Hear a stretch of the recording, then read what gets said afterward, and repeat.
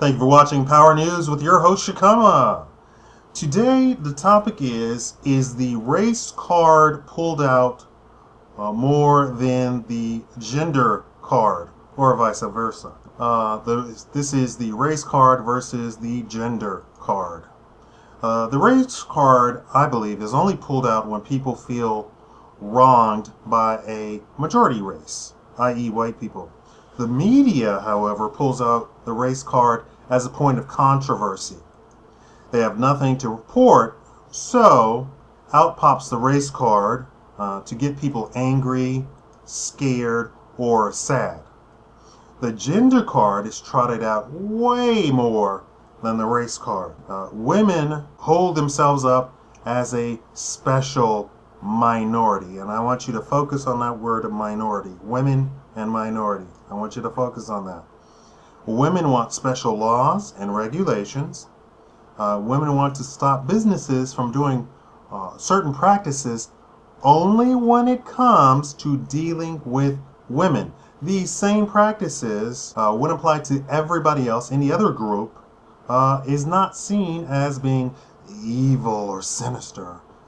It's only when women point it out is it supposedly evil or anything like that. Now let's go back to that minority status. Women make up 51 to almost 52% of the U.S. population. They are hardly a minority, and in fact, to call them a minority is a complete lie, and there is no truth in it whatsoever. Women are called a minority simply for political purposes. Because they are the weaker sex physically, we are somehow to divest ourselves of logic and to consider them a minority. Yes, they are a weaker sex, but that does not make them a minority. A minority is a question of numbers.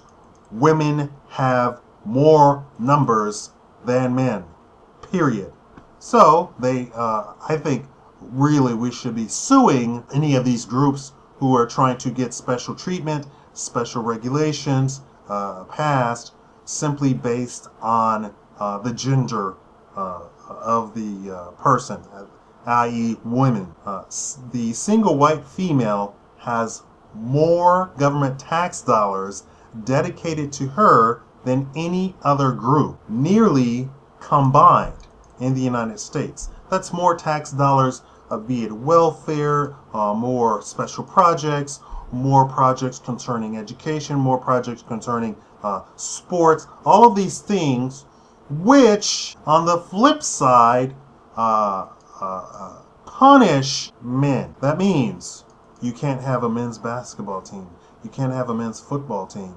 In certain schools, you cannot have these things because women have fought to, instead of getting their own league or getting their own whatever, they have fought to say, we're going to define equality as women have to be in equal numbers, regardless of the fact that there are only 10% of the women in college who even go out for any sports. That's including all of gymnastics. So you take all of the gymnastics women, all of the tennis women, all of the swimming women, and all of the other sports have to be equal to that number. That means that the other 90% of the population in schools, in colleges, that women are not even interested in, suffer because they are now punishing men for being men who want to go out for soccer, tennis, table tennis, who want to form their own clubs. Men are even stopped